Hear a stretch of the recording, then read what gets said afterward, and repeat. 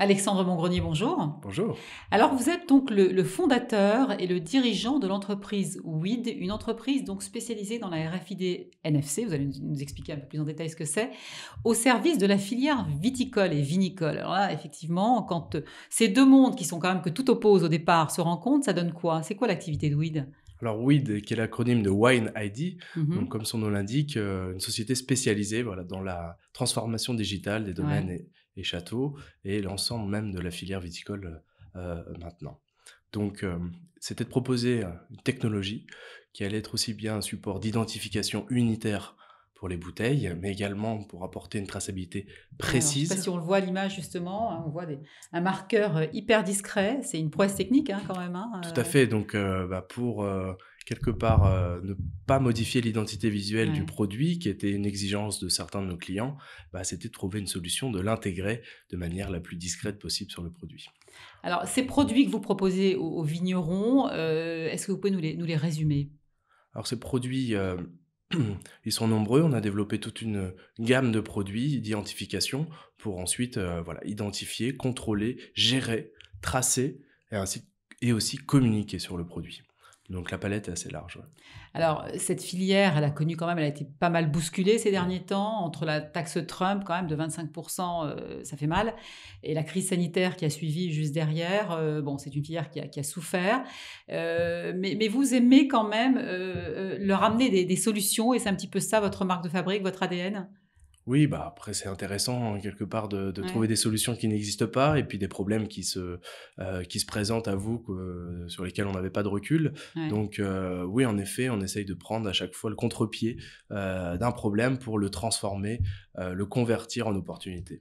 Alors comment vous êtes adapté? Est-ce que votre plan de développement en a souffert, Au contraire, notre plan de développement a été même exécuté, en Ouais. avance, plus vite que prévu et donc après l'implantation de la société en Bourgogne, qui est un premier site de production sur la partie étiquette intelligente, Mmh. on a ouvert un second site de production sur Bordeaux, Ouais. tout Le début point septembre. stratégique, finalement. Exactement, sur les régions viticoles capitales, donc maintenant on peut dire qu'en effet on est implanté, largement en France pour pouvoir répondre à une demande même, je l'espère, forte demain, sur la Pour anticiper et technologie. être prêt. Quand la Exactement, reprise, on l'espère, va arriver. tout à fait. Et puis l'accompagnement qui est capital Ouais.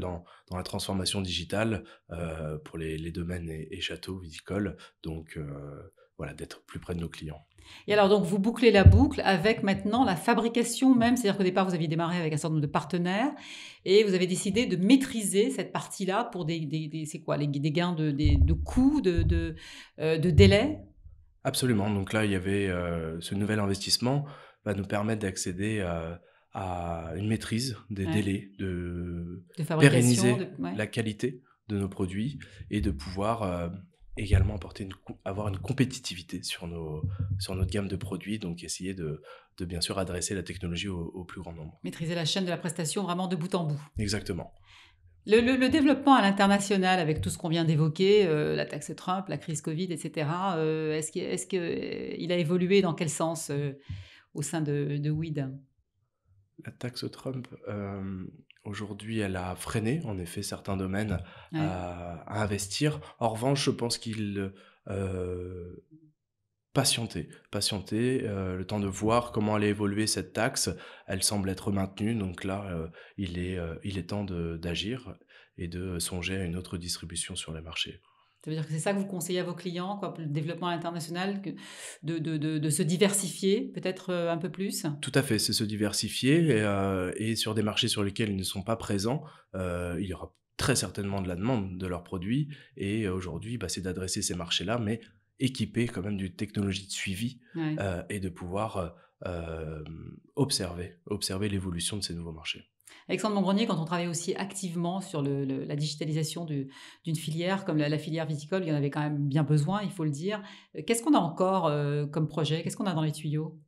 Vous n'allez pas tout nous dire, mais je pense qu'il y a quand même Non, non, on a bien sûr, beaucoup d'idées sur la partie digitale, applicative, donc il y a encore à faire. pour servir au mieux le consommateur qui est, pour moi un des acteurs clés, Ouais, dans l'ensemble de cet écosystème et donc et qui sera d'une grande aide dans notre système, ouais. à savoir, pouvoir rétablir le maximum de liens de proximité entre le faiseur et le consommateur. Mieux connaître son client. Voilà, et tous ceux qui en font la promotion et s'intéressent au produit. Donc, véhiculer de la confiance et du plaisir. Eh bien, écoutez, c'est effectivement un discours très, très optimiste. On va se revoir, je pense, hein. Alexandre Mongrenier, merci d'être venu sur notre plateau aujourd'hui. Je rappelle que vous êtes le dirigeant avec votre associé, quand même Benoît Sudre, hein, qu'on n'a pas cité, chez WID. Merci encore. Merci.